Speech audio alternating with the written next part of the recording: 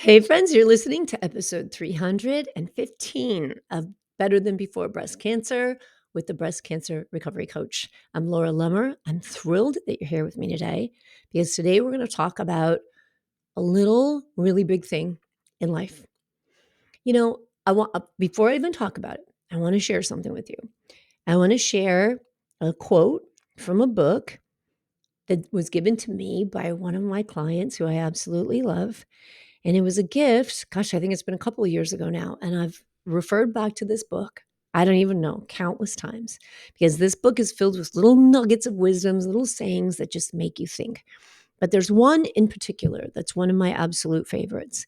And the book is called The Boy, the Mole, the Fox, and the Horse. And the one page that I have dog-eared, yes, I dog-ear books. I make notes in my books. My niece is always horrified by that. She's like, so you destroy your books? But to me, it's love. I love all my books. And in this book, there's one page and it says, I wish there was a school of unlearning. That is such a powerful statement. And I wish there was a school of unlearning. And I'm going to offer this to you because it's been weighing on my mind for the last several days. But I kind of think that breast cancer is the introductory course to the school of unlearning, right? We get a life-threatening diagnosis. We go through freaking, I don't even know the right word, extremely challenging, difficult, damaging treatments to try and heal our bodies, to try to free our bodies of cancer. I say free our bodies of cancer because really the cancer treatments we go through are targeting the destruction of cancer cells. And in so they're kind of not healing the healthy parts of our body, right? There's two different aspects to going through this. One is what we're doing in standard of care to destroy cancer. And then the other is what we're doing to support ourselves and support our body's ability to heal, stay healthy, feel good, have energy, right? So we're going through this. It's challenging on every conceivable level. It's kind of, I don't know. I don't know that I resent it, but it's kind of like, when you're pregnant for the first time or the first time you're going to get married, like you don't hear all the shit that goes on behind the scenes, right? You see the cuteness of pregnancies and baby showers and this and that, and you don't really understand how challenging it is to be a parent. You see, first love and dating and engagement and marriage and showers and parties and weddings. And you don't really know how challenging marriage is until you're in it. And we see out in the public pink ribbons and multiple day long walks and fundraisers and pictures of bald women or women with scarves or all kinds of stories. And it's scary and it's emotional, right? I'm saying before we ever get a diagnosis. And then we get a diagnosis and then we go, oh shit, there's way more to this than what I thought, right? So if that experience doesn't cause us to stop and ask ourselves, what the heck am I doing? Right? I don't know what else will. I say it's a school of unlearning, or at least the introductory course, because are we willing to unlearn? Because when we have this diagnosis and when we go, this is it, like this is life threatening. I could have died or I could die, right? And we hold on to that fear. This is a huge thing, the fear of recurrence, the fear of surviving or not surviving. Realistic, of course, we're afraid. But what we hold on to is what we think we know because it's familiar, right? We don't want life to change. We want to stay normal. We don't want people to look at us weird. We don't want to be different. But maybe it's okay if we are. Maybe all the things we've been conditioned to learn and believe and the rules we've been told we have to live by, maybe that's part of what made us sick to begin with, right? I say this because it's part of my own self-examination as I go through my own process of supporting my body's ability to heal from a stage 4 cancer diagnosis. And I look at the thoughts we have and the feelings that come up with those thoughts, especially with limitations. I'm big into releasing limitations, really big into it, because you know what? We only have right now. That's it, ever, for any single human being, cancer or no cancer. That's it. It's right now. So why would we limit right now if we don't have to? Sometimes we limit it because we don't even realize we're limiting it. We've been so conditioned to believe life has to work a certain way that we tell ourselves it has to work a certain way. And we never allow ourselves to explore what other possibilities might be. So we take these things for kind of like, this is the way it is, right? I get old. Okay, the older I get, I'm supposed to be in pain. I'm supposed to get tired. I'm supposed to get weak. Are we really? Why do we believe that? Right?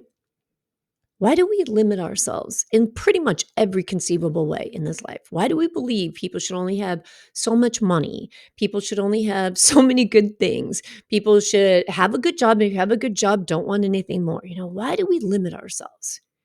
And how do we unlearn that? When this podcast comes out, it'll be on the day that I'm doing a workshop on changing expectations, on the path to happiness, changing expectations. And it's a really important topic because what are the expectations you have in life of yourself, of your loving close relationships, of friends, of work, of business, of money, of your future? What are the expectations you have? And are those expectations open to the possibilities of more?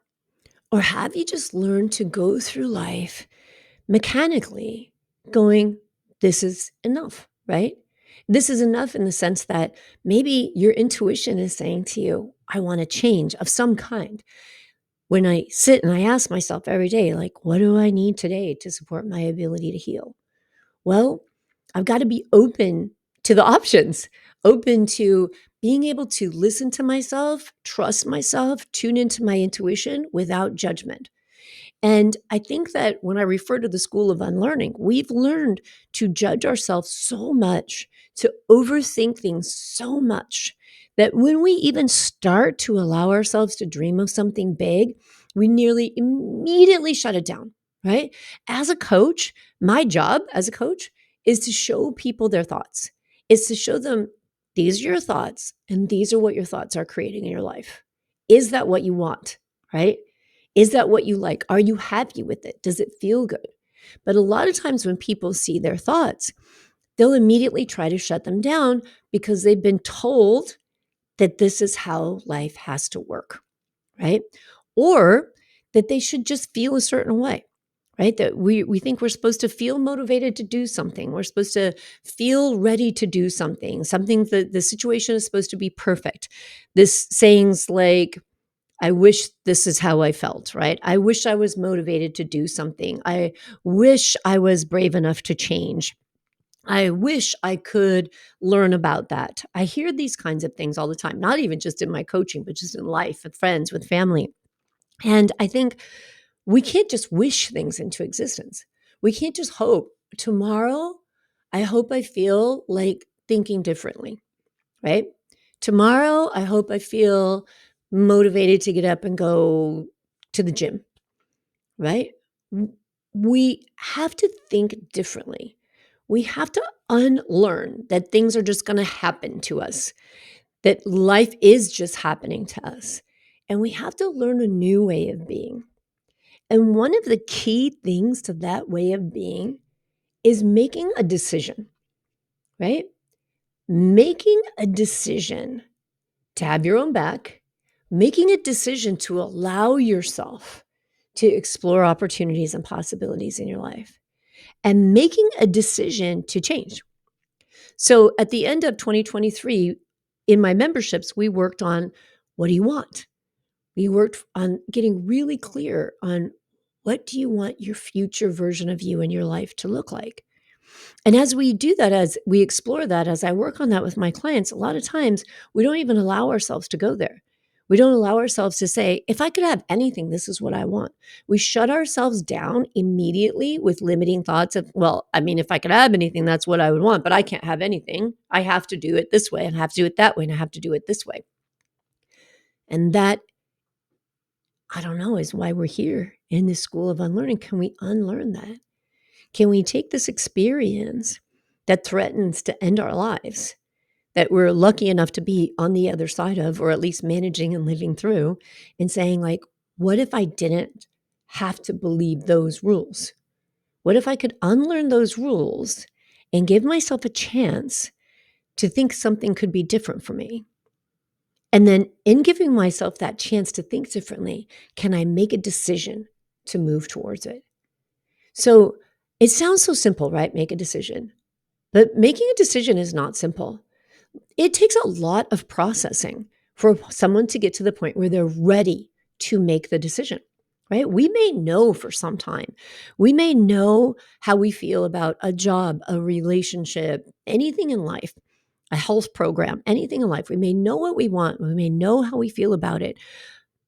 But it takes some processing through the fears and the conditioned beliefs we have before we get to a point to make a decision. I think I've talked on the podcast before about the stages of change. It's called the trans theoretical theory, right? That people don't just change, that they have to think about what are the potentials there for me to change. And then what if I change? What is that going to look like? Am I ready? Can I explore it? Can I see other people who've made this change and evaluate what that looks like for them?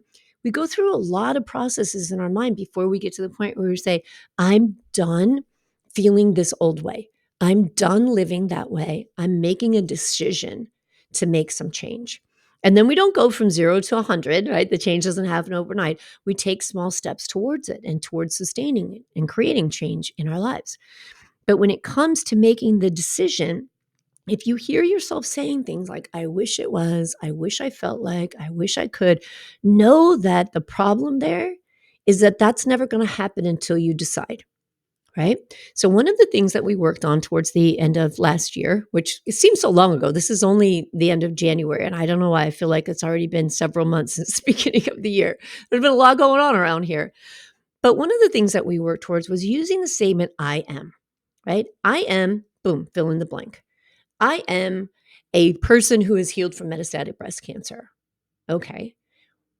Will that make me a person who's healed from metastatic breast cancer? No. But what it will do and what it has done for me, because I made that decision, I am a person who's healed from metastatic breast cancer. What does a person who's healed from metastatic breast cancer do every day? Well, I think I wake up and I say, I guess I got to go to the gym today. I think I should exercise every day. I think I should do things I enjoy every day. I think I should talk to the people that I love. I think I should journal and explore the thoughts that are going through my mind.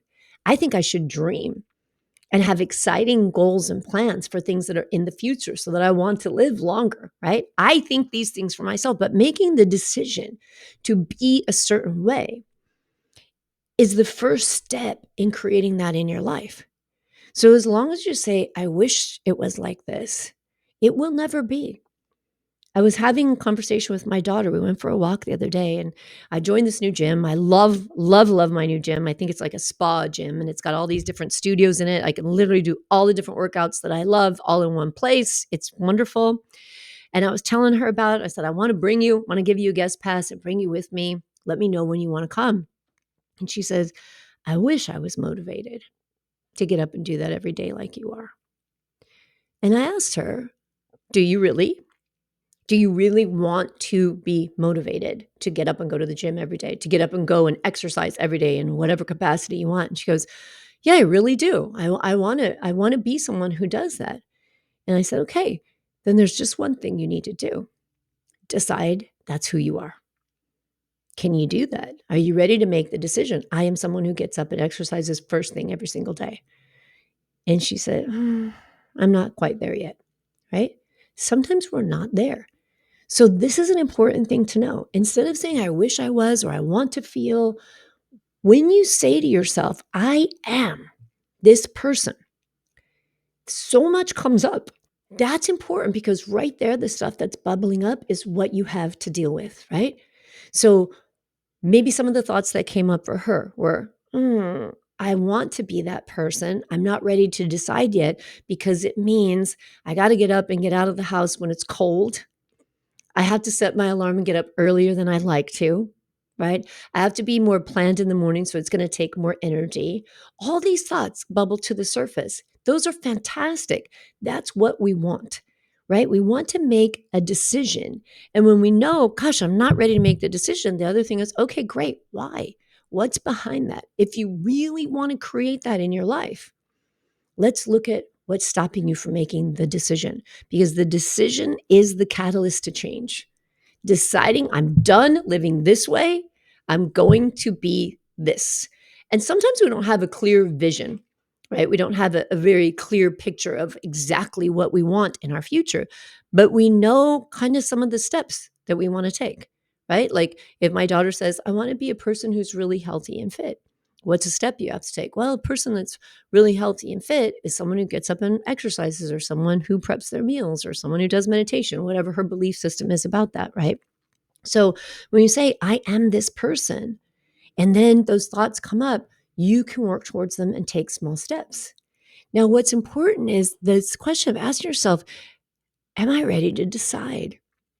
Am I ready to make a change? So I was having a conversation with one of my clients the other day, and she said to me, she was sharing with me some of her successes, which were absolutely amazing. And they were amazing because she decided to do something. She decided that she was done with certain things in her life. She was done feeling chaotic and stressed out. And she was going to be someone who lived very intentionally. And she made this decision. She's like, I'm freaking done. I'm done with this. I'm done feeling this way. And I'm going to live this other way. And so she was sharing with me her successes. And I said, what happened there? How did you go from that to this? What was the thing? Because, I wanted to realize it was her thought, it was her choice. And she said, I made the decision. And she says, and you told me so many times the reason this isn't happening for you is because you haven't made the decision to do it yet. She says, and I thought, well, if I could make the decision, I would have made the decision. But that's not always the case. Sometimes we can't make the decision yet. And embracing that piece of it and going, oh, I'm not ready, right? Why am I not ready? What have you learned that's limiting you from being ready to make the change and invite the change and decide to live the way you want to live, right? So if we stop and we say, man, can I take this experience? And we have all different opinions of breast cancer, and especially depending on where you're at. If you're new into a diagnosis, if you're in treatment, if you're freshly out of treatment, we have to process so many things along the way. So some people will be at a certain place, and I hear all the time, this was a gift. This was a gift. Sometimes I hear someone say it's a gift, and someone who's new in the process is angry when they hear that. I'm like, how can you say that? It's the worst thing that's ever happened to me, right? So we're all in a different process. We're all in a different place, and we've got to work through that to decide how we want to feel. You have to decide, what do I want this experience to mean to me, right? What do I want to make this be in my life? And I just want to offer to you that maybe make it an opportunity to unlearn the things that didn't support you in the way you wanted to be supported, to unlearn the belief systems, the expectations, the thoughts that limit you from living into your full capacity as a human being. And whatever that means, different for everybody. But inside of you what your intuition tells you. This is how I want to be living, right? What have you learned that's stopping you from that? That moves you into overthinking, that stops you from making a decision. I think about the book Radical Remission, which if you've listened to this podcast with any regularity, I absolutely love. And one of the radical remission healing factors, there's 10 healing factors, and one of them is trusting your intuition. And think about how powerful that is. Think about out of all the people that Dr. Kelly Turner interviewed and all the ones that had healed themselves from various kinds of cancers, all of them learned to trust their intuition. And that's a scary thing, right? When we say trust your intuition, sometimes it's difficult for us to even get in touch with our intuition, to learn to turn inside, because after a breast cancer diagnosis, and I deal with this with a lot of clients, we tend to focus externally on things. We tend to look at what's on the outside that maybe influenced my health. The hard things to look at really are on the inside, but spending time getting to know ourselves, spending time trying to get in touch with our intuition, and then learning to trust it. And as soon as we start trying to trust it, our brain will start going, wait, these are all the things I learned. These are all the logical, rational things. And we'll overthink things. And we move into overwhelm. And then we just keep moving on, living life the same way we learned to live it before we got sick. But if we could just stop ourselves and say, what do I want to unlearn? Right? What do I believe that's limiting me? What do I believe that doesn't bring me joy? But I tell myself I have to do it. Could there be a different way? Could we ask ourselves better questions? Can we say, let me just pretend I'm Drew Barrymore on 51st States and I just woke up and I don't remember anything. I've unlearned it all. What do I want my life to look like? And then as you explore that and you start to get a picture, little picture, it's fuzzy at first, and you start to see it and you start, well, I think I'd like it to feel like this. Sometimes we can't even say what we want it to look like, but we can say, I want it to feel happier. I want it to feel lighter. I want it to feel more calm. Great. What do you have to do? What's the decision you have to make? What has to change in order for you to feel that way? This is the first step in exploring, right? So taking everything off the table and saying, it's safe for me to think about the possibilities. It's safe for me to think about not listening to what I've learned and then deciding what I've learned that I want to take forward with me. Sometimes when we think about exploring new things, creating change in our life, and this is everything from even going to the gym, right? I'll coach people who are afraid to go to the gym because they're afraid if they get into good shape, they become too fit or too active, that their life partner who isn't going to the gym and isn't being active, that they're afraid I'll change so much that I won't want the other person anymore, or they won't want me, or we won't have anything that's compatible. We won't have anything in common. And so then they'll ditch the idea of doing something to take care of themselves because somewhere along the line they've learned that you can't grow that much and still have a happy relationship. We want to unlearn shit like that, right? We want to allow ourselves to explore, but what if I did? What if I did start taking better care of myself? And instead of thinking, well, the person I live with doesn't like that, they're not going to want it because they like to eat Ben and Jerry's and fire roasted Cheetos. But maybe if you start to change, why can't we start to believe maybe they will want to change? Maybe they'll want to come along with you on that journey, right? I don't know why it is, but the human brain, we always seem to go down to that lowest common denominator, right? Instead of growing into the change, we think we want to hold ourselves back. People don't want change. Stay down here, stay this way, stay the way we've learned that we tell ourselves is comfortable, which is bullshit because it's not comfortable. It creates a lot of stress and anxiety and pain, but it's familiar. We've learned that familiarity is safe. That is familiarity, everything you want in your life. Do we grow from familiarity and comfort? The answer is no. And when we're ready to make a decision to support ourselves and say, I'm deciding, I am ready to unlearn the things that stop me from living the life I want, then we're stepping into the game. So that's our thought for the day. What if breast cancer is the school of unlearning? What do you need to unlearn? What would you like to let go of? What would make space for even better things to come into your life and for you to be able to love yourself more, treat yourself better, give yourself more time to take care of yourself and do the things you love? I'd love to hear your thoughts. You can DM me on Facebook and Instagram as a breast cancer recovery coach, Laura Lummer. You can come and join me in the Better Than Before Breast Cancer Life Coaching membership, where we unlearn a lot of stuff and we decide to think differently in so many ways. All right, my friends, I'll talk to you again soon. Until then, be good to yourself. Take care.